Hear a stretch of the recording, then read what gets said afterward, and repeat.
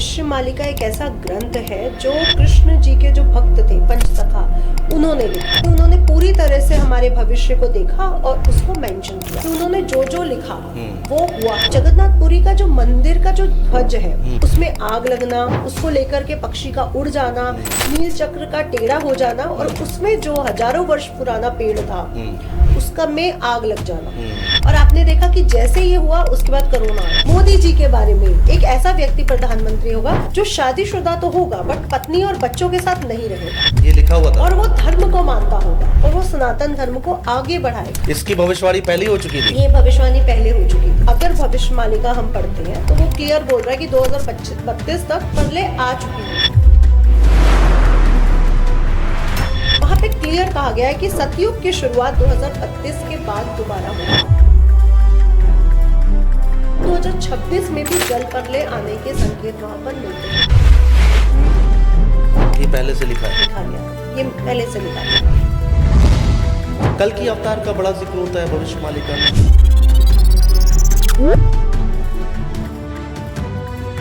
जो चीजें लिखी गई है वो हमें उसके संकेत मिल रहे हैं। इसका मतलब कल की अवतार अभी होगा। 2026 के लिए चाहे हम बैबा वेंगा की पढ़ते हैं या भविष्य मालिका को पढ़ते हैं, 2026 में तो भूकंप, जल प्रलय ये सब मेंशन किया गया है। ये होना ही होना। ये होना ही होना। भविष्य मालिका में भारत चीन, भारत पाकिस्तान के रिश्तों को लेकर क्या कहा गया है? क्लियर लिखा गया है कि भारत को जिसको वो अपना मित्र मानता है वहाँ से उनको बहुत बड़ा झटका मिला। सारा खेल 2026 और 32 के बीच में ही है क्या? सत्ता परिवर्तन का जिक्र है भविष्य मालिका में या फिर है तो किस सन में? 2026 में ही तो कोई नेता या तो जाने वाला है या तो नेता हिलने वाला है। ये भी लिखा गया है कि जब अराजकता इतनी फैल जाएगी वो देश का जो राजा होगा वो सारी कमांड अपने हाथ में ले लेगा। ये तो आप बहुत बड़े संकेत हैं। और ये भविष्य मालिका में भविष्य मालिका में लिखा है। उल्का पिंड के बारे में लिखा गया है। वो उल्का पिंड आके टकराएगा, बहुत जल्द अंधेरा हो जाएगा 7 दिन के लिए।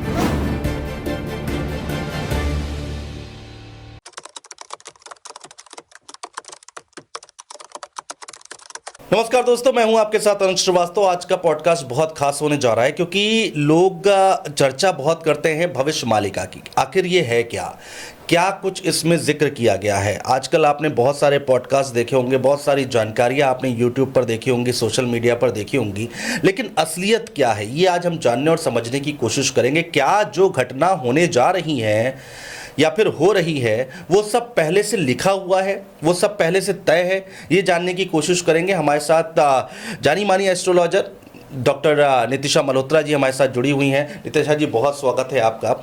नितिशा जी, सबसे पहले आखिर ये है क्या? भविष्य मालिका की इतनी चर्चा होती है, इसकी हिस्ट्री क्या है? थैंक यू अनुज जी बुलाने के लिए और आपके सभी दर्शकों को राधे राधे और जय माँ पीताम्बरा।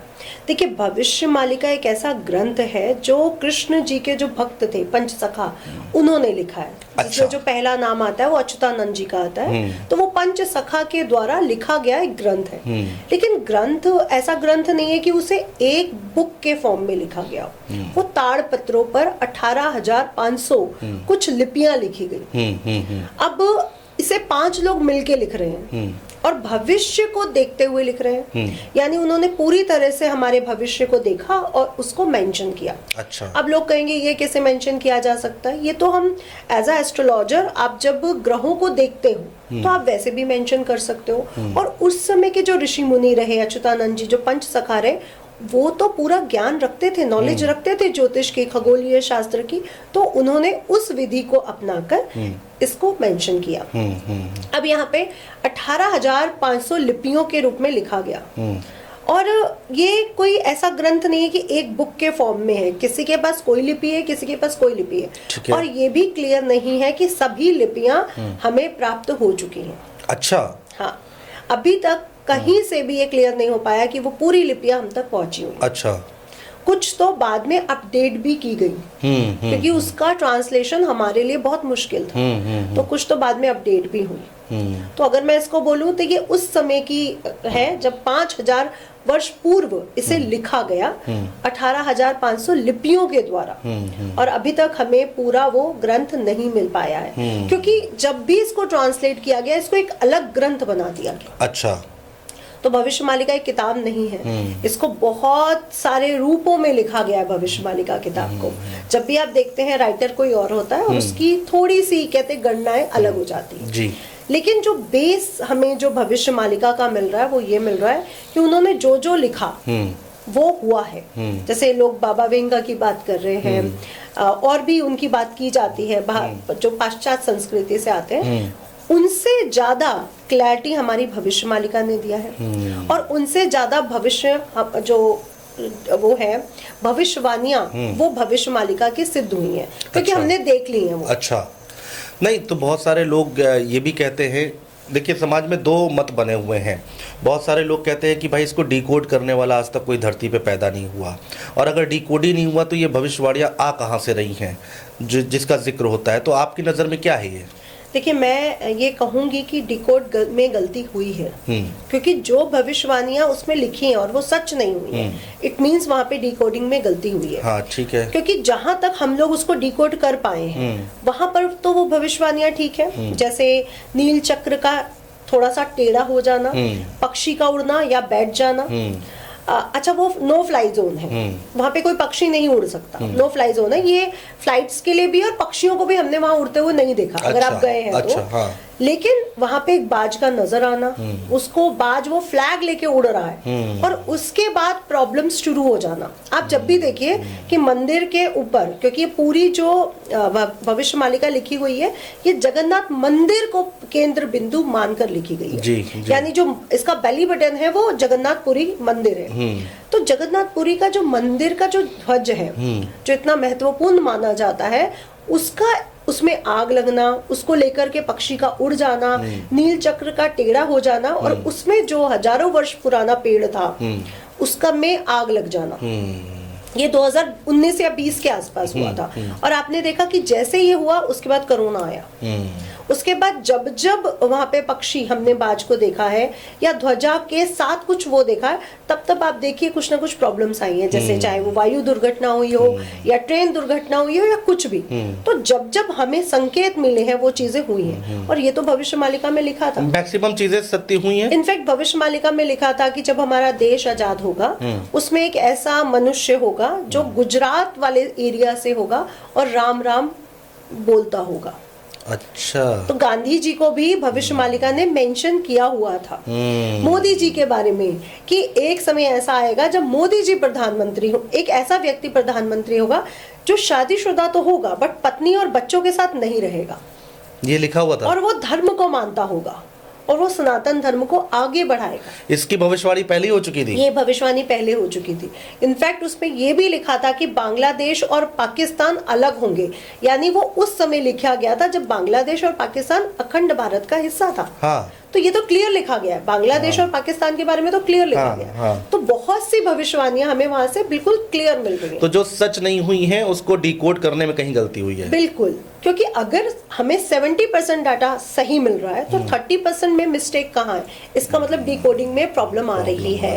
और वो डिकोडिंग मैं ये सरकार से भी कहूंगी कि अभी उस पर डिकोडिंग और अच्छे से होनी चाहिए, क्योंकि अगर भविष्य मालिका हम पढ़ते हैं तो वो क्लियर बोल रहा है कि 2032 तक प्रलय आ चुकी होगी। प्रलय इज नॉट कि सब पानी में डूब जाएगा। वो प्रलय जो वो बताना चाह रहे हैं, वो कह रहे हैं कि मनुष्यता वैसी खत्म होगी जहाँ पे पाप बहुत ज्यादा है। अच्छा, जो मनुष्य अच्छे हैं वो नहीं खत्म होंगे। अच्छा, प्रलय का मतलब होता है सब प्रलयहीन हो जाना, सब खत्म हो जाना।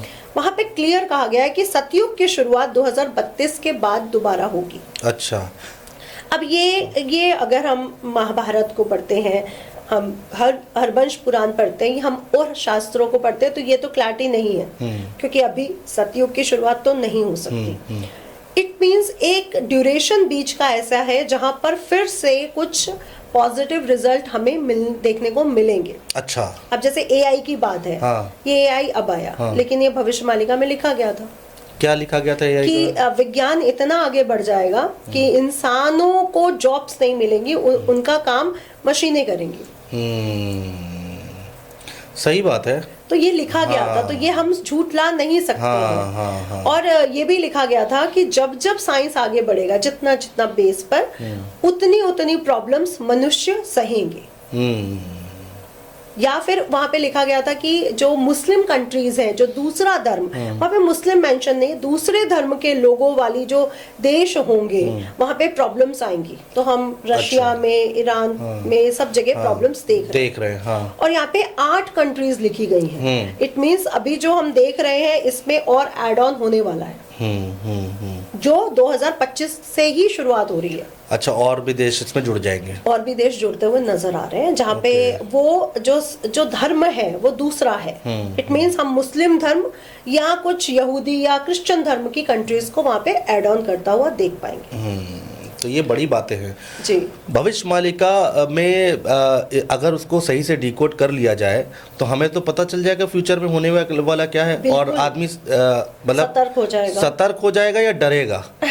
मैं कहूँगी सतर्क हो जाएगा। अच्छा, सतर्क क्यों हो जाएगा? क्योंकि आप भविष्य बदल नहीं सकते जी। भविष्य बदला तो नहीं जा सकता, बिल्कुल नहीं बदला जा सकता, लेकिन हमें प्रॉब्लम पता चल जाएगी कि ये किस वजह से हो रहा है। जैसे कोरोना महामारी आई, पेड़ में आग लगा और वो पेड़ खत्म हो गया। इतना लाखों वर्ष पुराना एक पेड़ अगर खत्म हुआ है और उसके बाद कोरोना महामारी आई, हमने कितने लोगों को मरते हुए देखा। ठीक बात है। अगर हम उस चीज को समझें, डिकोडिंग के साथ साथ समझना शुरू करें, तो हम अपने नेचर को, अपने प्रकृति नेचर के साथ मर्ज करना शुरू कर देंगे।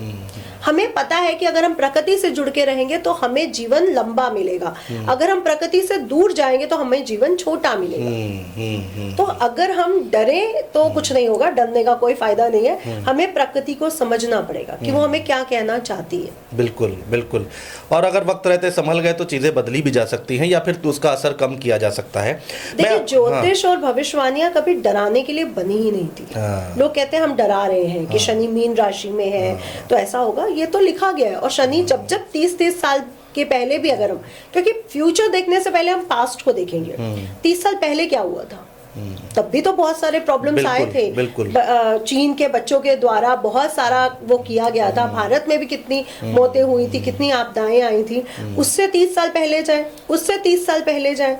अब इसमें डराया क्या, वो तो सच है, सच है। हमने तो संकेत दिए कि ऐसा ऐसा हो सकता है, आप संभल जाओ। बिल्कुल ठीक। तो ये डराने वाली विद्या नहीं है, ये संभलने वाली विद्या है। जैसे पेरेंट्स अपने बच्चे को बोलते हैं ड्रग्स मत लो, शराब मत लो, ये तुम्हारे लिए बुरा है, या ज्यादा पढ़ो, खेलो कूदो कम। तो वो क्या डरा रहे हैं या आपके भविष्य को उज्जवल बना रहे हैं? बिल्कुल सही बात है, बिल्कुल सही बात है। ये एक गाइडेंस है, और वो गाइडेंस है, और उसका लोग जो मैंने देखा है कि जो लोग वाकई सही से पालन करते हैं तो उनके जीवन में परिवर्तन आया भी है। कल की अवतार का बड़ा जिक्र होता है भविष्य मालिका में। देखिए, भविष्य मालिका पूरा ही श्री हरि विष्णु के जगन्नाथ और कल की अवतार के बारे में मेंशन किया गया। अच्छा। अब अगर आप पूरे भविष्य मालिका को पढ़ते हैं, क्योंकि मैंने इसको पूरी तरह नहीं पढ़ा है, इसका कुछ पार्ट्स मैंने पढ़े हैं। अच्छा। तो जहाँ पे वो मिलता है वो जगन्नाथ मंदिर के ऊपर है। वहां पे लिखा गया है कि जगन्नाथ मंदिर डूबेगा, यानी जल प्रलय आएगी। अच्छा। हाँ, और ये समुद्री क्षेत्रों को जोड़ा गया है यहाँ पर। अब वो जगन्नाथपुरी उड़ीसा वाला साइड भी है, और हमारा इधर बॉम्बे, हैदराबाद इधर साइड भी हो सकता है। तो ये 2026 में भी जल प्रलय आने के संकेत वहां पर मिलते हैं। सुनामी आ सकती है, कुछ एरियाज हैं जो पानी में डूबते हुए हमें नजर आएंगे। ये भारत में ही होगा या फिर? भारत में ही होगा। अच्छा। मुझे नहीं लगता कि अभी ये जगन्नाथपुरी में इस साल देखने को मिलेगा, लेकिन इन फ्यूचर हमें देखने को मिलेगा। अच्छा। और जो पंच सखा के जो उनके शिष्य हैं वो उस विग्रह को कहीं और शिफ्ट करेंगे, ऐसा लिखा गया। ये पहले से लिखा गया है, ये पहले से लिखा गया।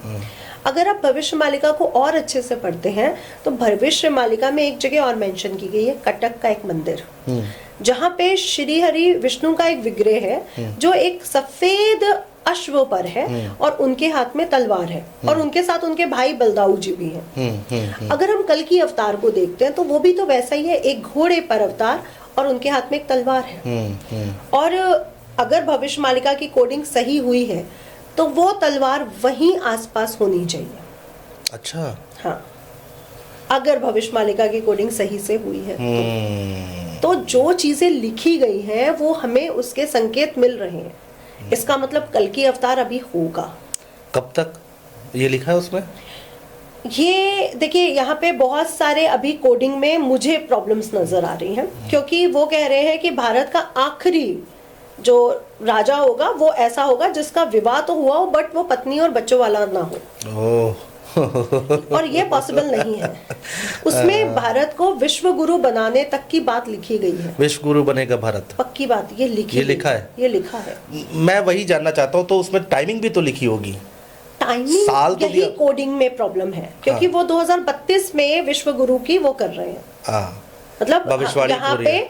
अंत हो रहा है पाप का और पुण्य शुरू हो रहा है। लेकिन अगर कल की अवतार अभी नहीं आया और वो बाद में आएंगे तो फिर अंत कैसा, सही बात है। और एक अच्छे युग की शुरुआत कैसी, क्योंकि बुरे युग के अंत में कल की अवतार को आना है ना। हाँ। तो मुझे लगता है कि अभी कल की अवतार में काफी समय है और यहाँ पे कोडिंग में मिस्टेक हुई है। तो ये जो कह रहे हैं कि 2032 में कलयुग खत्म हो जाएगा, सतयुग आ जाएगा, कल की अवतार हो जाएगा जी। और आखिरी राजा की जिसकी बात हो रही है, तो ये सारी चीजें मतलब अभी मैच नहीं खा रही अभी हैं। मैच नहीं कर रही हैं, इसलिए मुझे लगता है कि इस पे अभी कोडिंग, या अभी हमें जो ताम्र पत्र मिले हैं वो पूरे नहीं मिले हैं। कुछ तो है जो मिस्टेक हम लोग बीच में कर रहे हैं। आखिरी राजा का क्या जिक्र किया गया है मैडम, वो भारत के लिए है या दुनिया के लिए है? भारत के लिए है, क्योंकि भारत को उन्होंने ये नहीं कहा कि खत्म हो जाएगा, भारत तो रहेगा।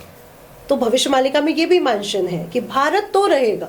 तो ये बहुत बड़ी बात है। प्रलय आने की भी तो बात कही गई है उसमें प्रलय आने की बात 2032 से पहले की गई है। अच्छा, मतलब आने वाला समय, हाँ। 2032 से पहले प्रलय आ चुकी होगी, भूकंप आएंगे। और 2026 के लिए चाहे हम बैबा वेंगा की पढ़ते हैं या भविष्य मालिका को पढ़ते हैं, 2026 में तो भूकंप, जल प्रलय, ये सब मेंशन किया गया है। ये होना ही होना है। और अगर हम इस साल को भी देखते हैं तो जैसे सूर्य का गुरु का साल है, तो अग्नि तत्व, जल तत्व तो एक्टिव है ही है। और गुरु कहीं ना कहीं स्पेस को दिखाता है, तो स्पेस से संबंधित प्रॉब्लम्स तो आएंगी। मुझे लगता है कि अगर एलियन की हम बात करते हैं, जो लोग मानते हैं कि एलियंस होते हैं, वो भी 2026 से 2028 के बीच हमारे बीच में होंगे, या हमें उनके बारे में अच्छी नॉलेज होगी, क्योंकि अभी छुपाया जा रहा है उनको। क्योंकि अब स्पेस एलिमेंट बहुत एक्टिव है। राहु महाराज कुंभ राशि के शतभिषा नक्षत्र से गोचर कर रहा है, और हमें स्पेस के बारे में पूरी जानकारी ना हो ऐसा नहीं हो सकता। ठीक बात है। अब वो लोग कहेंगे फिर आप डरा रहे हो, ये डराना कैसा? क्योंकि हमारे जो शास्त्र है वहाँ पे तो मल्टीपल यूनिवर्स की बात पहले से की गई है। कहा गया कि विष्णु जी जो श्री हरि नारायण है, उनके चारों तरफ ऐसी पृथ्वियां घूम रही हैं। तो हम कैसे कह सकते हैं कि जो परलौकिक गतिविधियां हैं, एलियंस हैं, वो नहीं होते हैं, कहीं और जीवन नहीं है, ऐसा कैसे कह सकते हैं? नहीं, इस पे बड़ी रिसर्च भी हुई है और हमने देखा है कि पहले भी खबरें आई हैं, लेकिन इन दिनों खबरें आनी थोड़ी कम हो गई हैं। अब लोग उस पे बात आने वाली है, हाँ, इसलिए वो कम हुई है। हाँ। क्योंकि अब आने वाले समय में आपको एलियंस से संबंधित बहुत बड़े बड़े न्यूज मिलने वाले हैं। भविष्य मालिका में क्या तीसरे विश्व युद्ध की बात कही गई है? हाँ, बिल्कुल की गई है कि तीसरा विश्व युद्ध होगा और उसकी शुरुआत भी 2025 से हो जाएगी, ये कहा गया है। यानी 25 तो निकल गया। 25 निकल गया, और हमने वहाँ पे 2 देशों में वार देखी भी नहीं। अभी तो फिर हम उस तरफ बढ़ भी रहे हैं, ऐसा कहा भी जा सकता है। ऐसा कहा जा सकता है दुनिया में जो ऐसा है, हाँ। कि आने वाले समय में 8 से लेकर 13-14 देश लड़ रहे होंगे। लेकिन यहाँ पे एक और डिकोडिंग में गलती हो सकती है। जब वो लिखी गई थी तो इतनी कंट्रीज नहीं थी, क्योंकि उसके बाद विभाजन हुआ है कंट्रीज का। पाकिस्तान और बांग्लादेश के बारे में तो मेंशन है, और कई कंट्रीज के बारे में अभी विभाजन को मेंशन नहीं किया गया। इट मींस जहाँ पे वो 8 या 13 कंट्रीज लिखी हैं, वो इससे ज्यादा होंगी, ज्यादा हो सकती है, क्योंकि वहाँ पे तो बंटवारा भी हुआ है। हाँ, बिल्कुल। तो वो इससे ज्यादा होंगी, क्योंकि अगर भविष्य मालिका में 13 लिखा गया है तो वो उससे ज्यादा है। भविष्य मालिका में भारत चीन, भारत पाकिस्तान के रिश्तों को लेकर क्या कहा गया है? देखिए, भारत चीन और भारत पाकिस्तान क्लियर लिखा गया है कि भारत को, जिसको वो अपना मित्र मानता है, वहां से उनको बहुत बड़ा झटका मिलेगा, ये लिखा गया है। हाँ। अरे बाप रे। तो चाहे आप पड़ोसी देश मान लो, चाहे आप ये मान लो कि शायद हमारे अमेरिका के साथ मित्रता है या इसके साथ मित्रता है, वहां से हमें धोखा मिल सकता है। बेसिकली वहां पे मेंशन क्या है कि ऐसे देशों के द्वारा भारत में प्रॉब्लम्स को फैलाया जाएगा जिसको हम अपना मित्र मानते हैं। और अगर हम अमेरिका को सही से समझें, क्योंकि आधे लोग चिल्लाते हैं अमेरिका हमारा दोस्त है, तो जो फंडिंग आती है वो कहाँ से आती है? अगर बांग्लादेश में आज हिंदू मरे हैं तो वो फंडिंग कहाँ से आई? लॉजिकली अगर सोचा जाए, अगर देखा जाए तो बिल्कुल ठीक बात है। और अमेरिका को हम अपना बहुत अच्छा मित्र और मानते जब हैं। जब डॉलर हाँ, फ्लक्चुएट हाँ, होता है हाँ। तो अमेरिका ये सब चीजें करता है। करता है बिल्कुल। अगर करता हम लॉजिकली इस बात को समझे और उस लाइन को समझे तो हमें आज की वो बातें ठीक लग रही हैं, ठीक लग रही कि है। वो एक छोटी सी लाइन हमें आज के सरकमस्टांसेस पे बिल्कुल क्लियर बैठती हुई नजर आ रही है। भविष्य मालिका में जिक्र ये भी किया गया है क्या कि नदियां लाल हो जाएंगी, समुद्र लाल हो जाएंगे, इस तरह की आज बातें ऐसे बहुत से कंट्रीज हैं जहाँ पे आप देख रहे हो कि ऐसी मानवता को तोड़ा गया है, ऐसी लहू को फैलाया गया है कि वहाँ पे मिट्टी तक लाल हो चुकी है। अभी हमने 2025 में ही बहुत सी चीजों को देखा, तो ये तो मेंशन है और ये होगा। ये किस चीज का संकेत है? ये अराजकता का संकेत है, जहाँ पर जनता राजा की बात को मानना बंद कर देगा, और ये भारत में भी होगा। अरे ये तो अच्छे संकेत नहीं है। हाँ, अराजकता तो फैलेगी, और ये शुरुआत है अभी 2026 से। यानी जैसे जैसे साल बढ़ रहा है वैसे वैसे प्रॉब्लम्स बढ़ रही हैं। सारा खेल 2026 और 32 के बीच में ही है क्या? हाँ जी।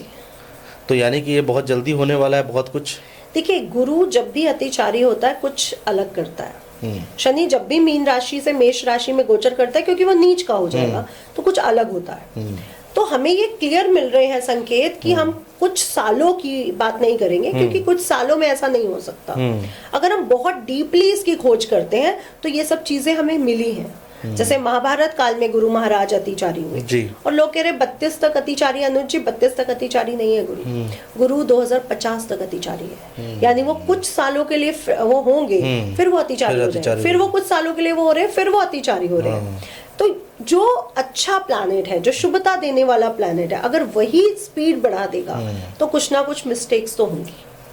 तो मुझे लगता है कि जो कहते हैं कि सतयुग आने वाला है 2032 में, मैं उसको 2050 के आसपास देखना वो करूंगी, कि वो 2050 के आसपास होना चाहिए, जब गुरु बैलेंस होगा। अच्छा। और कहीं जगह हमें कल की अवतार के लिए भी ये मिलता है कि शायद कल की अवतार, उसमें ही मेंशन किया गया कई पुस्तकों में कि वो 2040-50 के आसपास होगा।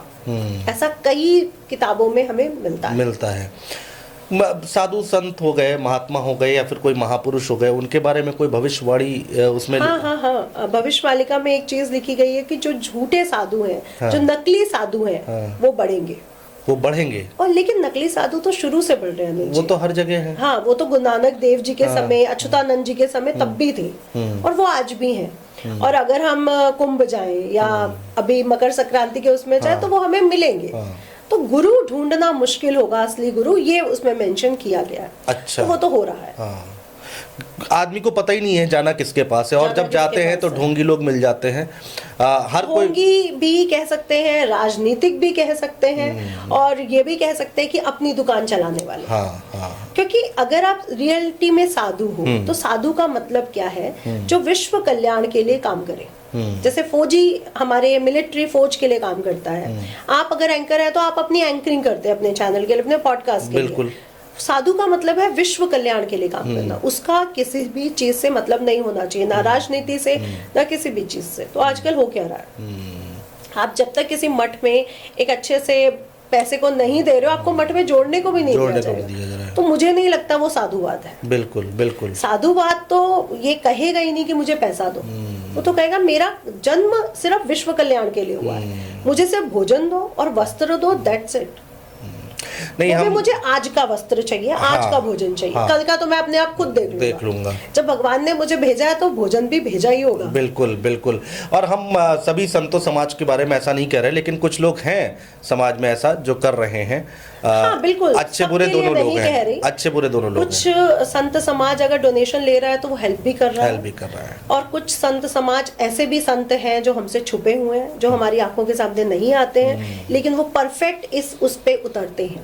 लेकिन शायद हमारी आंखों के सामने नहीं आ पाते। बहुत सत्ता परिवर्तन का जिक्र है भविष्य मालिका में, या फिर है तो किस सन में है? पहली बात तो मैं कहूंगी 2026 में ही सत्ता परिवर्तन तो नहीं होगा। कोई नेता या तो जाने वाला है या तो नेता हिलने वाला है। और जो इस समय अच्छे वृद्ध अवस्था में है उनकी कंडीशन हम लोग ज्यादा जल्दी सोच लेते हैं कि ये हो सकते हैं, और वो होगा। तो अभी रिसेंटली 3-4 महीने में अप्रैल के अंदर अंदर आपको कोई नेता परिवर्तन होता हुआ नजर आएगा, चाहे वो खुद छोड़ दे, चाहे उसके स्वास्थ्य की वजह से उसको छोड़ना पड़ जाए। और वो पूरे देश में कोई भी हो सकता है, पूरे देश में ऐसा नहीं है कि सेंट्रल में ही हो, नहीं, किसी भी सेंट्रल स्टेट में तो नहीं। हाँ, अभी मैं सेंट्रल गवर्नमेंट की इसमें वो नहीं करूंगी। अच्छा, वो कहीं से भी हो सकता है जी। और ये भी लिखा गया है कि जब अराजकता इतनी फैल जाएगी कि वो देश का जो राजा होगा वो सारी कमांड अपने हाथ में ले लेगा, ये भी मेंशन है। अच्छा, हाँ, ओ, ये तो आप बहुत बड़े संकेत दे रहे हैं। और ये भविष्यमालिका में, भविष्यमालिका में लिखा गया क्या है कि अगर अराजकता फैल जाएगी इतनी, तो जो भारत का राजा होगा, हाँ, वो सारी कमान अपने हाथ में ले लेगा। राजा यानी प्रधानमंत्री, और सारा कंट्रोल अपने हाथ में लेना, हाँ, यानी एक राजा का कंट्रोल पूरे हाथ में आ जाना। आप समझ रहे हैं? तो ये सब स्थितियां बनेंगी। राजा की बात आपने कही, उसमें एक जिक्र ये भी है कि कोई ऐसा देश होगा या फिर भारत होगा जो बिना राजा के चलेगा। हाँ, ये भारत के लिए मेंशन नहीं है, किसी और देश के लिए मेंशन है, जहां पर अभी आप उसके राजा को बहुत कंट्रोवर्सी, बहुत डिप्लोमेटिक नजर से देख रहे हैं। बिना राजा के देश कैसे चलेगा, ये भी तो प्रजा चलाएगी, क्योंकि वहां का जो राजा है इस समय वो बहुत प्रॉब्लम्स कर रहा है, वो प्रजा को भी नहीं समझ रहा, और जो दूसरे देशों के साथ भी वो षड्यंत्र करता हुआ नजर आ रहा है। ये भी एक जिस तरफ संकेत जा रहे हैं वो हम समझ रहे हैं, लेकिन बोलना नहीं चाहिए। हाँ, ठीक है, तो ये बड़ी बड़ी बातें देखिए, भविष्यमालिका बड़ा लोग इसको सुनना चाह रहे हैं। और आज देखिए हिंदू धर्म, मुस्लिम धर्म पे कितनी बातें हो रही हैं। हाँ, इसकी एक वो हम देते हैं कि गुरु मिथुन राशि में तो हो रही है, लेकिन ये भविष्यमालिका में भी लिखा है, पहले से लिखा हुआ है कि धर्म पर लोग लड़ेंगे। हाँ, ये तो मेंशन है, और आज हम वो देख रहे हैं। हाँ, और जो कंट्रीज आप देख रहे हो लड़ते हुए अभी, और जो आगे ऐड ऑन होंगी, वहां पे भी आप धर्म की बात को देखोगे। मैं आपको एक एग्जांपल देती हूँ। बांग्लादेश में दुकानें बंद क्यों की गई? सॉरी, ईरान में दुकानें बंद क्यों की गई? क्योंकि वहां पे महंगाई बहुत थी। हाँ, तो उन्होंने एक टाइम के लिए दुकानों को बंद किया। उन्होंने कहा था कि महंगाई कम करो, लेकिन वो महंगाई कम करे वाला नारा नहीं आया। वहां पे सीधा आ गया कि मुस्लिम कंट्री हमें अलग वो करे। तो यहाँ पे क्या देखा हम लोगों ने कि सिर्फ कुछ लोगों ने मार्केट को बंद किया और कहा गया कि महंगाई को कम किया जाए, और वहां पे धर्म जुड़ गया। धर्म के नाम पर फिर आगे चीजें बढ़ी, और धर्म के नाम पर सिर्फ वहां नहीं, आप सब जगह देखिए तो धर्म के नाम पर चीजें हो रही हैं। भारत में बहुत जिक्र हो रहा है, अब तो बहुत खुल के चर्चा हो रही है। जब से बांग्लादेश वाला हुआ तब से तो और भी ज्यादा बढ़ गया है कि हिंदू मुस्लिम बात उठ रही है, जबकि हमारे जो देश के नेता है वो सब नहीं करना चाह रहे, लेकिन फिर भी हो रहा है। नहीं, हम लोग जैसे पहले हमने देखा है समाज में हिंदू मुस्लिम की चर्चा इतनी खुल के नहीं होती थी जितना अब सभी धर्म के लोग अभी सामने आ रहे जनवरी हैं। फरवरी के आसपास ही आप देखेंगे कि धर्म को लेकर के फिर कोई बड़ा डिसीजन लिया जाएगा, फिर लोग सड़कों पे आ जाएंगे। अब वो मुस्लिम धर्म के लिए भी हो सकता है, वो हिंदू धर्म के लिए भी हो सकता है। अच्छा, वो किसी धर्म की बात हो रही है। अच्छा, तो भविष्यमालिका में धर्म को लेकर के बहुत सी चीजें क्लियर लिखी गई है। ये अच्छे संकेत नहीं है, लेकिन समाज के लिए अच्छे समाज के लिए भी अच्छे संकेत नहीं है, लेकिन ये होना है, और हमें इस चीज को समझना है कि जब ये होगा तो हमें प्रोटेस्ट सड़कों पर उतर के नहीं करना है, हमें अपनी बात को मनवाने के और ढंग भी रखने चाहिए। क्योंकि अब लोग सड़कों पे उतरने की वो बनेगी, अराजकता तो फैलनी शुरू हो चुकी है, हमें दिख नहीं रही है लेकिन वो शुरू हो चुकी है। और कुछ भी ऐसा हुआ भारत में जहाँ पे लगा लोगों को कि ये गलत हुआ है तो वो बढ़ जाएगी। अच्छा, तो लोगों को हम डराना नहीं चाहते, हम समझाना चाहते हैं कि विवेक का इस्तेमाल करें। जो लिखा गया है और जो आज सर्कमस्टांसेस बन रहे हैं उसमें आपका विवेक कैसे काम करता है। तो ये डराना नहीं होता, ये विवेक का इस्तेमाल करना होता है। अच्छा, क्या उस पे जिक्र है कि आसमान से आग बरसेगी? जैसे मैंने थोड़ी बहुत रिसर्च की है, तो चूंकि आप आई हैं हमारे स्टूडियो में तो आप अच्छे से हमें बता पाएंगी, समझा पाएंगी। और क्या ये ड्रोन, मिसाइल, न्यूक्लियर वॉर जैसे पिछला एक A3 करके कुछ नाम आया था पिछले दिनों, जो सूर्य का चक्कर लगा करके निकल गया था, एटलस 3 जी, एटलस 30 कुछ ऐसे ही नाम जी, था जी। तो मुझे लगता है कि ये सब चीजें तो हो रही हैं, और उसमें ये लिखा है कि आकाश मंडल से एक उल्का पिंड आकर के धरती से टकराएगा। अभी वो नहीं हुआ है, ये हो सकता है। उसमें दूसरी लाइन लिखी गई है कि आकाश मंडल पर आपको 2 सूर्य नजर आएंगे। 2 सूर्य, 2 सूर्य आकाश मंडल से आपको पूरी पृथ्वी पर अंधेरा छा जाएगा। अंधेरा कब छाएगा? ये मुझे लगता है कि ये जब सैटेलाइट की प्रॉब्लम आएगी तो अंधेरा छाएगा। और जो 2 सूर्य की बात लिखी गई है, मुझे लगता है कि कुछ नए ग्रह की खोज होगी जिसके लिए 2 रोशनी के सूर्य की बात लिखी गई है। या तो कुछ ग्रह खोजा जाएगा, या तो उल्का पिंड सूर्य के इतना पास होगा कि हमें वो 2 तरह से 2 होके दिखाई पड़े। तो बड़ा असंभव सा लगता है मैडम, 2 सूर्य दिखने की बात कही गई है, 2 सूर्य और भविष्य मालिका में कही गई है। मालिका में ही लिखा गया है। अब उस भविष्य मालिका की भविष्यवाणी इतनी सच होती है कि अब विश्वास भी करना है और विश्वास हो भी नहीं रहा। यहाँ पे हम कहेंगे कि या तो कोडिंग में प्रॉब्लम है, हाँ, और या फिर ये होके रहेगा। 2 ही चीजें हैं।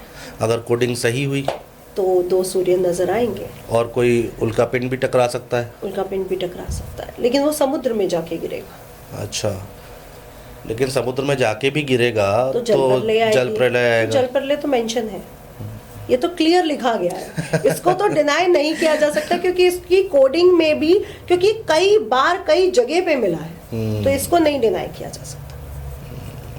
कोरोना जैसी कोई महामारी फिर से आ सकती है? हाँ, अगर मैं भविष्य मालिका की बात करूं तो लिखा गया है। अच्छा, बिल्कुल। और अगर मैं हमारे 3G 4G 5G 6G की बात करूं तो भी ये होता रहा है। आप जब जब जी बढ़ा है तब तब आप देखेंगे कि प्रॉब्लम्स हेल्थ को लेकर के आई हैं। तो अब जब 5G आया है तो ये प्रॉब्लम हुई है, तो जब 6G आएगा तो कुछ ना कुछ वो तो आएगी महामारी। अभी 2026 में नहीं है, क्योंकि बहुत से लोग न्यूज चैनल्स पे भी ये चला रहे हैं कि ये साल महामारी का है। हाँ। मुझे ये महामारी का साल नहीं लगता, ये महामारी का साल नहीं लगता। आप 6G आने के आसपास देखिएगा, महामारी फिर से आएगी, लेकिन बड़ी आएगी। लेकिन तबाही तो होगी, तबाही होगी 2026 में। बिल्कुल। जैसे हमने पिछले सालों में हवाई दुर्घटना को देखा, ट्रेन में आग लगते देखा, कुंभ में मरते देखा लोगों को, ये सब तो होगा। पर ये अप्रैल स्पेशली 12 मई तक का टाइम बहुत डिफिकल्ट है, क्योंकि हमें समझना पड़ेगा 16 जनवरी को मंगल हुए उच्च के जी, और मकर संक्रांति भी हमने मनाई 15 को जी। 15-16 मंगल सूर्य मकर राशि, यहाँ पे बुध के साथ, शुक्र के साथ, और ये जो 5 दिन है 17, 18, 19, 20, इन डेज में 5 ग्रह एक साथ है। इस समय अगर आप मैनिफेस्ट करते हो, जो भी चीज मांगते हो वो पूरी होगी। लेकिन ये जो 5 डेज है बहुत क्रिटिकल समय है। अच्छा, आप देखेंगे कि ये 5 डेज में ही कुछ बड़े न्यूज हमें देखने को मिलेंगे। अब मंगल और सूर्य आगे बढ़ के जाएंगे राहु के साथ कुंभ राशि में, तो अंगारक दोष बनाएंगे, पितृ दोष बनाएंगे। उसके बाद शनि के साथ फिर अगेन द्वंद्व दोष, पितृ दोष सब बन रहा है। तो साल की शुरुआत से ही इस साल हमें देखने को मिलेगा कि जो पितृ दोष है वो बहुत ज्यादा एक्टिवेट रहेगा, यानी लोगों में प्रॉब्लम्स बढ़ने वाली है। अच्छा, कैसी प्रॉब्लम्स बढ़ने वाली है? पितृदोष है क्या? पितृदोष को अगर समझना है इजली, तो आप देखें कि सुबह सुबह आपके घर में चिड़चिड़ा माहौल रहता है, मन नहीं करता किसी से बात करने का, उलझन सी, लड़ाई सी, बात करते ही लड़ाई हो जाए, और शाम को भी ऐसा हो। जन्मदिन है किसी का, किसी की एनिवर्सरी है, कोई होली है, दिवाली है, तो लड़ाई जरूर होगी। तो आपके घर में पितृदोष है। और अगर आपके घर में पितृदोष है तो मौनी अमावस्या, जितनी भी अमावस्याएं आती हैं, शिवरात्रि आती, इन पे पूजा करो, आप पितरों को प्रसन्न करो। क्योंकि ये पूरा साल शुरुआत होते ही हो क्या रहा है, राहु और शनि बहुत ज्यादा डोमिनेटिंग हो रहे हैं, क्योंकि उनकी ग्रहों की आप नक्षत्रों का परिवर्तन भी देखेंगे ना, तो इस साल राहु का शतभिषा अपने नक्षत्र में होना और शनि का 3 बार नक्षत्र चेंज करना ये बड़ी बात है। होता तो पहले भी है, लेकिन हर बार शनि राहु, जो राहु होता है वो शतभिषा में नहीं होता, गुरु उच्च का नहीं होता। तो और भी तो हम सर्कमस्टांसेस को मैच करेंगे, सिर्फ एक चीज पे हम गणना नहीं करेंगे, क्योंकि शनि तो नक्षत्र चेंज हर साल कहीं ना कहीं 2 से 3 करता है, कई बार नहीं भी करता, लेकिन करता है। तो हर साल गुरु उच्च का नहीं होता, हर साल राहु नक्षत्र शतभिषा में नहीं होता, सूर्य और मंगल उनके साथ मैच नहीं करते। तो ये साल थोड़ा सा स्पेशल तो है, क्योंकि सूर्य और मंगल साल की शुरुआत में ही राहु और शनि के साथ गोचर करेंगे, और 12 मई तक का टाइम बहुत क्रिटिकल रहेगा। उसके बाद 2 जून को हो जाएंगे गुरु उच्च के, तो परिवर्तन हो जाएगा, कुछ प्रॉस्पेरिटी बढ़ जाएगी, क्योंकि गुरु फिर संभाल लेंगे, जो प्रॉब्लम्स है उनको टेक ओवर करेंगे।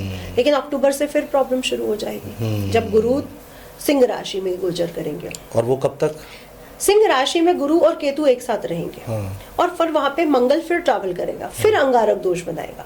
तो अक्टूबर नवंबर फिर डिफिकल्ट हो जाएंगे। मैडम ऑलमोस्ट पूरा साल ही डिफिकल्ट होगा फिर तो बचा क्या। देखिए, मैं लोगों से फिर कहूंगी, इस साल विवेक से चलें। ये आने वाले सारे साल 32 तक सिर्फ आपका विवेक काम करना चाहिए। दुनिया कुछ भी कहे, एस्ट्रोलॉजर्स कुछ भी कहे कि बुरा होने वाला है, आपको भी तो ये समझना पड़ेगा कि अगर मुझे पृथ्वी लोक पे भेजा गया है तो मेरा कर्म खत्म होगा तभी मैं यहाँ से जाऊंगा। बिना अपने कर्म खत्म किए नहीं जा सकता। अगर आपका उसी में कर्म अटैच है तो आप वैसे ही जाओगे, अदरवाइज आप 2032 के बाद भी आप इस पृथ्वी लोक पर वास करोगे। तो अपने विवेक पर ध्यान रखिए, क्योंकि सृष्टि खत्म होने की बात नहीं की गई है, प्रलय आने की बात की गई। और ऐसा प्रलय नहीं मेंशन किया गया जैसा उस समय आया था कि मनु ने एक नाव बनाई थी और जो मत्स्य अवतार थे उस नाव को ले गए थे। ऐसे प्रलय को मेंशन नहीं किया गया है, क्योंकि अभी तक कल की अवतार के हमें पूरे वो नहीं मिले हैं। और जो भविष्य मालिका है वो स्पेशली जगन्नाथ और कल की अवतार पर ही पूरी तरह से डिवोटेड है। तो जब तक हमें कल की अवतार नहीं मिलता है तब तक हम कैसे कह सकते हैं कि दुनिया खत्म हो जाएगी। अभी तो हमें उसके संकेत भी नहीं मिले हैं। अगर देखा जाए तो बहुत से लोग कहते हैं कल की अवतार हो चुका है, वो संबल में हुआ है, वो होने वाला है। हाँ, ऐसी बातें बहुत होती हैं। लेकिन संबल को भी अगर एक्यूरेट करेक्ट किया जाए तो अभी तक वहां पे ही बहुत से विवाद खड़े हो रहे हैं कि कौन सा संबल। सही बात है। वहां पे ही जो उनके स्कॉलर हैं वहीं पे विवाद है। तो अभी कोडिंग में है दिक्कत है। और ये देश के प्रधानमंत्री जी से कहना चाहूंगी आपके पॉडकास्ट के थ्रू कि कोडिंग अच्छे से करवाई जाए, क्योंकि वो सच में भविष्य को दिखाने वाला एक पुराण है। और क्या पता सरकार इस पे काम कर रही हो, ऐसा भी नहीं है, लेकिन कोडिंग में है प्रॉब्लम। और मुझे लगता है कि अभी तक पूरे अवशेष प्राप्त नहीं हुए, क्योंकि ये अवशेष एक जगह नहीं है, ये बहुत जगह फैलाए गए हैं। तो सब जगह से उठाना बहुत मुश्किल है। लेकिन मैडम एक बात तो क्लियर है, जैसे जितना आप बता रही हैं उस हिसाब से कल की अवतार तो होना है। हाँ, बिल्कुल होना है, बिल्कुल ये तो है कि धरती पर भगवान आएंगे। अच्छा अनुज जी, पहले तो हम बहुत से महापुरुषों की बातें सुनते थे कि आज ये इनका जन्म हुआ या ये हमारे साथ है, वो हमारे साथ है। अब कुछ सालों से आप बिल्कुल सुन ही नहीं रहे हैं। एक दो नाम ही आते हैं, प्रेमानंद जी का नाम आ गया या कुछ एक दो नाम आ रहे हैं। पहले तो आप देखते थे कि फ्लुएंट बहुत से महात्मा पैदा हो रहे हैं। तो महात्मा पैदा होने तो कम हुए हैं, ये तो आप मानते हैं। बिल्कुल कि अगर हम कुछ साल पीछे जाते हैं, 100 साल भी पीछे जाते हैं, तो हमें महात्माओं के नेम बहुत मिल रहे हैं। अब ये जो 100 साल में जो जहाँ पे भारत का टुकड़े हुए, उसके बाद महात्मा क्यों कम मिल रहे हैं? ठीक बात है। तो ये मेंशन किया गया है कि जब महात्मा आने कम हो जाएंगे तो पाप बढ़ेगा। तो अभी पाप बढ़ रहा है उनके हिसाब से। ये भविष्य मालिका कहती है। हाँ, और पाप एक समय आएगा कि पाप का अंत होगा, फिर सतयुग आएगा और कल की अवतार। लेकिन अनुज जी, ये मेरी थ्योरी है, इसको मैं अपनी थ्योरी कहूंगी, क्योंकि मैं इस पे कोई आपके सामने लॉजिक नहीं रख सकती, इसलिए मेरी थ्योरी है कि जब सतयुग से त्रेता और द्वापर या कलयुग आया तो क्या सीधे आ गया कि आप रात को सोए और सुबह उठे और कलयुग शुरू हो चुका था? ऐसा तो नहीं हुआ था। तो जो भी चीज गतिविधि हो रही है, अगर 9 महीने का गर्भ भी है तो वो एक टाइम लेता है। तो पाप से जब सतयुग आएगा तो वो भी कुछ टाइम तो लेगा कि आज पाप खत्म हुआ और कल ही सतयुग शुरू हो गया, ये पॉसिबल तो नहीं है। तो जब हम कलयुग से सतयुग की तरफ बढ़ेंगे तो भी तो मनुष्य होगा, बिल्कुल, और वो सतयुग की तरफ बढ़ रहा होगा। यानी उसके अंदर जो पवित्रता है, जो खोट है, वो कम हो रहे होंगे, जो पवित्रता है वो बढ़ रही होगी। क्योंकि हर चीज सृष्टि में स्लो हो रहा है, हमें तो वो स्लो प्रतीत होता है। अगर यूनिवर्स की थ्योरी पे कैच किया जाए तो वो उसमें एक स्पीड है अच्छी खासी, लेकिन हमारे लिए वो प्रोसेस पूरी स्लो है कि एक बीज अंकुरित हुआ और वो पेड़ बना। सृष्टि के लिए वो स्पीड में हो रहा है, हमारे लिए बहुत स्लो हो रहा है। तो वो हमारे लिए स्लो ही होगा। और मुझे लगता है कि कलयुग से सतयुग का एक यू टर्न होगा, जिसमें सीधा सतयुग नहीं आएगा। अगेन पहले द्वापर, फिर त्रेता, फिर सतयुग आएगा। मुझे ऐसा लगता है। बिल्कुल। और एकदम से सतयुग आना क्या आप मान सकते हैं? बिल्कुल। और अभी तो जिस हिसाब से समाज में चीजें चल रही हैं उसको आने में तो बड़ा वक्त दिखाई दे रहा है और बहुत सारे परिवर्तन होंगे उससे पहले, मुझे ऐसा लगता है संकेत मिलेंगे। हाँ, जैसे कि भविष्य मालिका में एक चीज और लिखी गई है और बाबा विंगा ने भी ये बात बोली है कि इंसान रोबोट हो जाएगा। यानी रोबोट होने का मतलब उनका जो मन है वो काम करना बंद कर देगा, वो बहुत प्रैक्टिकल हो जाएगा। तो प्रैक्टिकलिज्म तो हम देख रहे हैं अपने युवाओं में, बिल्कुल, आज के बिल्कुल, बच्चे और बिल्कुल। हमारी एज के लोग, अब के बच्चों में बहुत प्रैक्टिकलिज्म है, बहुत, तो बहुत। आगे बढ़ते बढ़ते वो रोबोट बन चुके होंगे, क्योंकि उनमें भावनाएं खत्म हो जाएंगी। तो ये तो होगा, ये लिखा गया है। और पाप की जो अंत है वो वहां पे रोबोट ही है। यानी हम लोग जब पूरी तरह से मन को हटा देंगे और दिमाग से चलना शुरू कर देंगे तो पाप बढ़ जाएगा। सही बात है, हर चीज में तो आदमी दिमाग लगाएगा। हाँ। अपने फायदे के लिए। अपने फायदे के लिए। हाँ। तो पाप तो वही है जहाँ पे हम अपने फायदे के लिए काम करें और हमारी भावना हो ही ना कि ये बेचारा है, इसने खाना खाया है या नहीं खाया, या मैं इसके साथ गलत क्यों करूं। तो जब भावनाएं नहीं होंगी तो यही तो लिखा गया है, और ये हर पुराण में लिखा गया है कि जब इंसान रोबोट बन चुका होगा तब पाप का नाश होगा।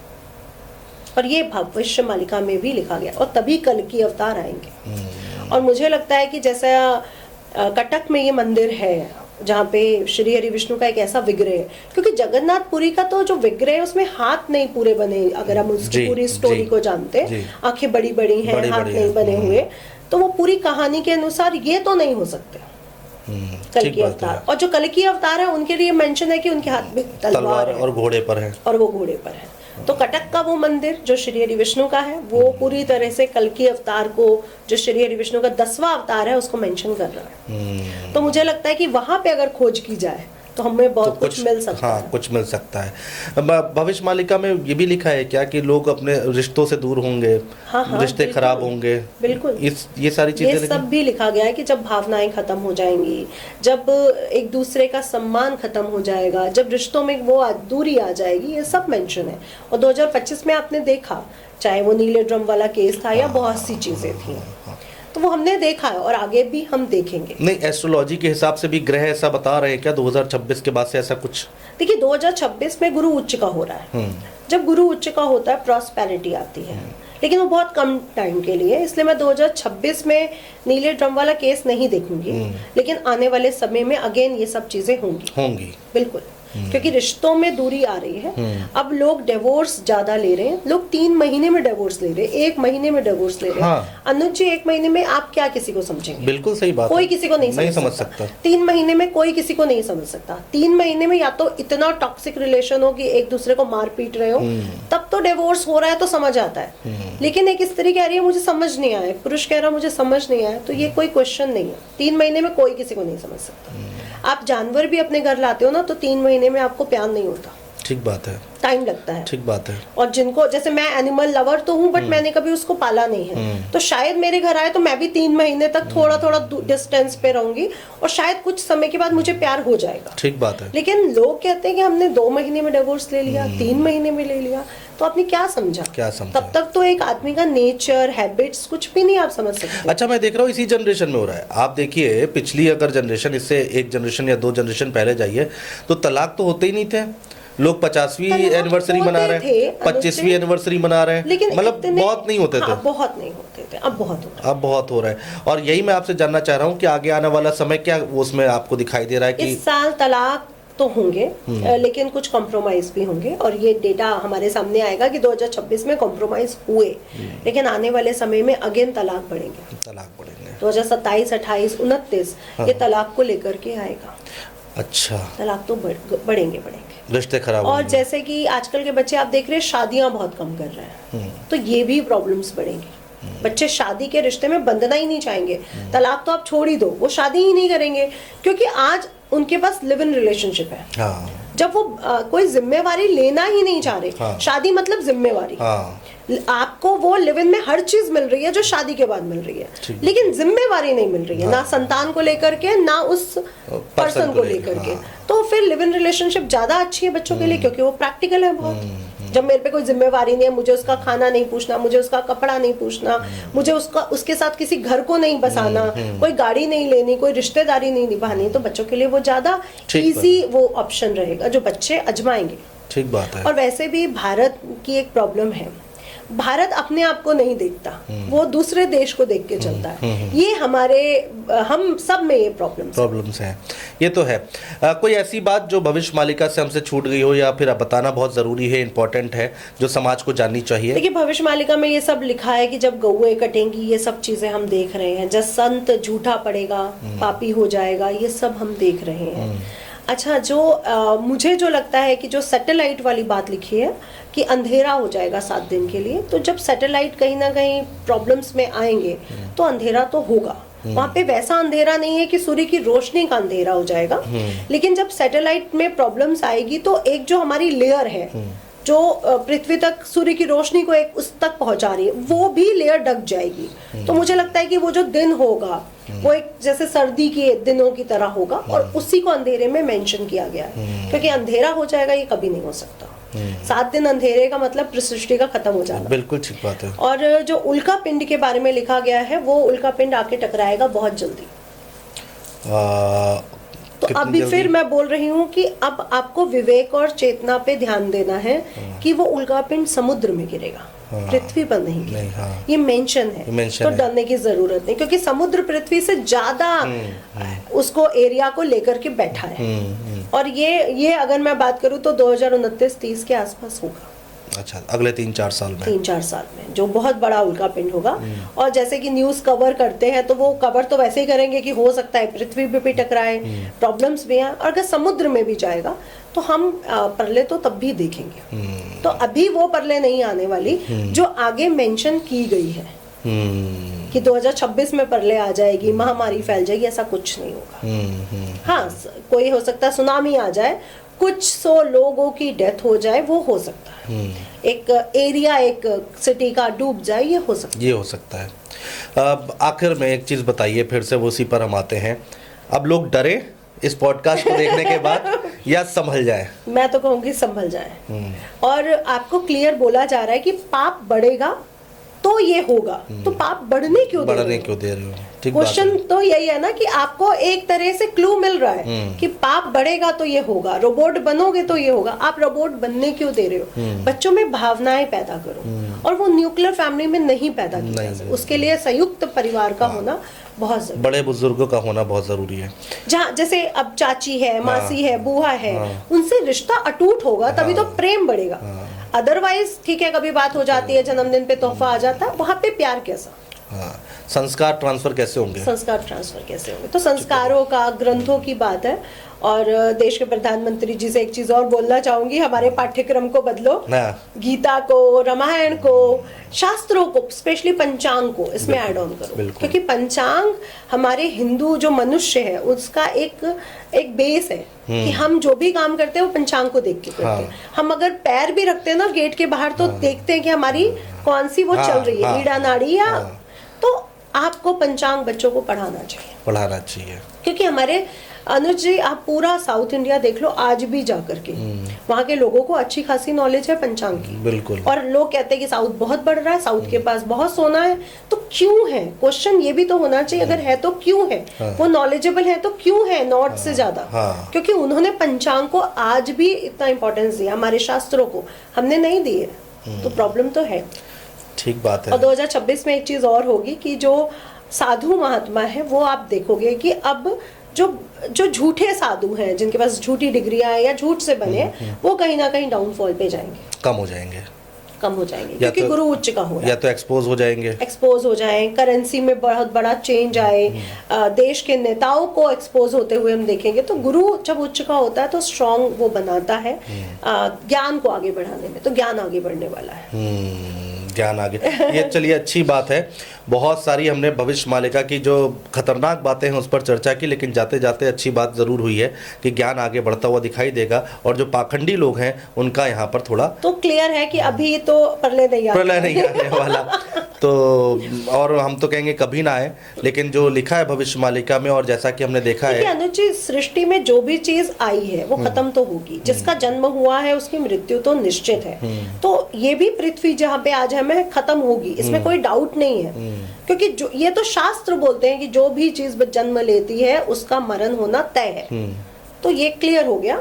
लेकिन मनुष्य खत्म हो जाएगा ये मैं नहीं मानती। क्योंकि अगर मनुष्य खत्म हो जाएगा तो सारा खेल खत्म हो जाएगा। क्योंकि भगवान ने जो मनुष्य को बुद्धि दी है, 5 तत्वों से हमारा शरीर बना है, जानवर 4 तत्वों से बना है, पेड़ पौधे 1 तत्व से बने हैं, तो हमारा जो शरीर, जो हमारी बुद्धि है, क्योंकि उससे टकराने वाला भी तो मनुष्य ही है, बिल्कुल। जो परमात्मा को हमेशा चैलेंज देता है। हाँ। तो परमात्मा हमें तो नहीं खत्म कर सकता, मनुष्यता तो चलती रहेगी, चाहे वो किसी और पृथ्वी लोक पर चल रही हो। और हाँ, इस समय जैसे मंगल पर जीवन को ढूंढा जा रहा है, तो ये भी हो सकता है कि इस साल हमें मंगल से बहुत अच्छी गुड न्यूज मिल जाए कि हाँ, हमारा जीवन उस पे पूरी तरह से डेवलप हो सकता है। ये तो अच्छी खबर क्योंकि स्पेस से संबंधित कुछ गुड न्यूज हमें मिलेंगी। हाँ, और स्पेस से रिलेटेड आपने ये भी बताया है कि एलियंस जो हैं उनके बारे में भी खबर मिल सकती है, नॉलेज अच्छी क्योंकि मिलेगी। ये तो बातें छुपाई जा रही हैं। गंधर्व अगर हम सुनते हैं, प्रेत सुनते हैं, भूत सुनते हैं, अपने पितृ सुनते हैं, तो कोई तो लोक होगा। बिल्कुल। और वो लोग क्या है? वो एक तरह से एलियंस ही तो होंगे, जो हमारी तरह ना दिखते हो, वो एलियंस है। और एलियंस में और हमें क्या फर्क है? हाँ, सही जो बात मेरी तरह ना दिखता हो वो एलियन है। तो वो है तो वो तो हमारे शास्त्र बता रहे हैं। वो तो ऐसे लोग आपको बता देंगे जिन्होंने कई एनर्जीज को फेस किया है, उसको अनुभव किया है। तो वो क्या है? वो एक तरह से एलियंस ही हैं। और एलियंस की गतिविधियों के बारे में बहुत से आर्टिकल्स आते रहते हैं। एक टाइम था बहुत आते थे, नहीं आते रहते। और दूसरा ये है कि अमेरिका इस पे बहुत लंबी चौड़ी रिसर्च कर भी रहा है और छुपा भी रहा है। हाँ, तो छुपाना क्यों? क्वेश्चन तो ये है कि अगर छुपा रहा है तो क्यों छुपा रहा है? कुछ तो बात है। हाँ, जो एरिया 51 है उसको क्यों इतना वो नहीं किया गया है? यस, तो मुझे लगता है कि वो जो छुपा रहा है, इट मीन्स वहाँ पे कुछ बड़ी बात है, कुछ बड़ी न्यूज है, इसीलिए छुपाई जा रही है। बताते हैं वहाँ जीपीएस भी काम नहीं करता है उस रोड पर जब कोई जाता है तो। जी खैर चलिए, अब वक्त देखेंगे कि आगे क्या होता है क्या नहीं होता। तो भविष्य मालिका पर हमने एक छोटा सा ये कोशिश है कि हम आपको जानकारी दे पाए, और जो सोशल मीडिया पर गलत फहमियाँ फैली हुई हैं उन पर आप ध्यान ना दें। किसी नॉलेज, जिनको नॉलेज हो, ज्ञान हो, उनसे एक बार ज़रूर बात करें। और हम आशा करते हैं कि ये पॉडकास्ट सुनकर आपको काफ़ी ज्ञान प्राप्त हुआ होगा। बहुत शुक्रिया Nitisha ji. Thank you Anuj ji.